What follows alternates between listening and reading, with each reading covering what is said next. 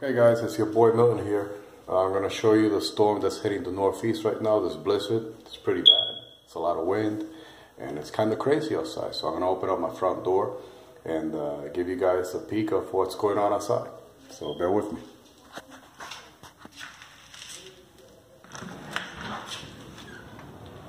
So this is the snow. Open my door.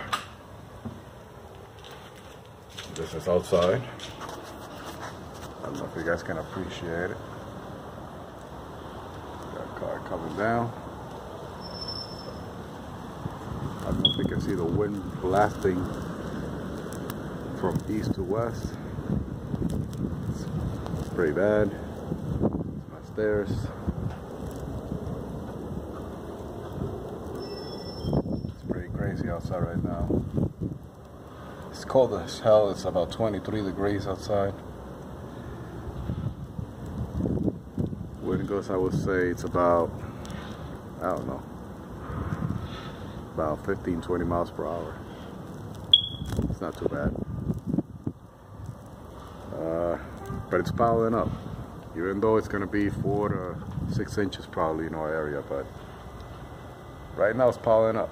So slowly but surely. So there you go.